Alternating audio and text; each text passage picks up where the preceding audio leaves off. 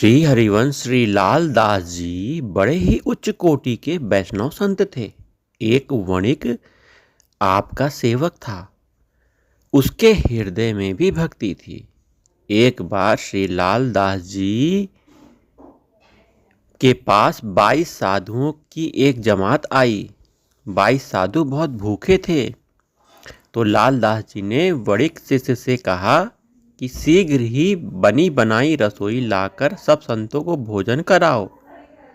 उसने कहा, महाराज, सामान तो घर में बहुत सा भरा है, पर पिताजी ने बहन के विवाह के निमित्त बनवाया है। मैं उसे नहीं ला सकता। मुझसे धन ले लीजिए और आप संतों को जिमाइए। आपने कहा, नहीं, तुम घर जाओ। तुम्हारे पिता इस समय घर पर नहीं हैं। वे किसी दूसरे काम से गांव को गए हैं। संतों को जिमाने में सामान घटेगा नहीं। जितना लाओगे उतना ही बढ़ जाएगा। आज्ञा मानकर सेवक झट घर गया। सामान बांधने लगा तो उसकी माँ ने पूछा, कहाँ ले जा रहे हो? उसने उत्तर दिया, कुछ सामान उठाकर सुरक्षित स्थान पर पहुंचा रहा हूं।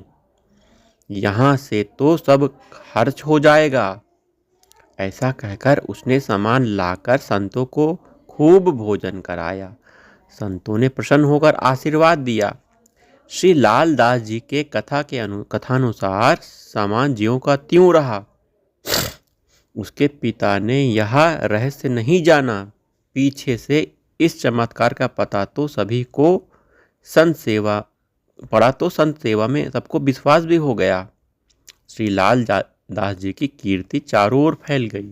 एक बार एक अत्यंत निर्धन ब्राह्मण अपने पुत्र और स्त्री के साथ श्री लाल दास जी के पास आया और रोकर बोलता है कि मेरी दरिद्रता को दूर करो, मैं भूखा मर रहा हूँ।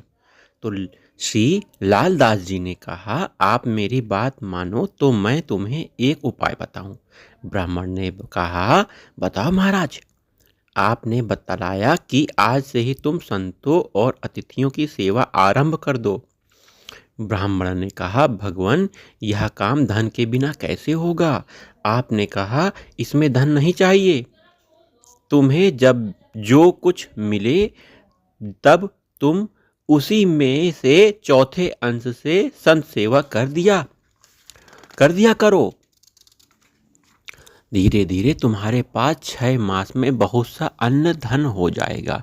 संत के वचन का विश्वास करके वह भिक्षा के द्वारा संत सेवा करने लगा कि कालांतर में संत सेवा के प्रताप से वह धनी मानी हो गया। एक बार उसने घर की गिरी दीवार खोदी। उसमें बहुत सा धन मिल गया उसको। उसने श्री लाल दास जी के चरणों में बहुत सा धन भेंट किया। उससे विशाल भंडारा हुआ। इस प्रकार संत सेवा का महत्व आपने बढ़ाया। एक बार एक सरदार असाध्य रोग से ग्रसित अपनी पत्नी को लेकर श्री लाल दास जी के पास आया। आपने उसे संत चरणामृत के सेवन का उपदेश दिया, जिससे वह निरोग होकर संत सेवा में प्रेम रखने लगा। संत सेवा का प्रभाव देखिए।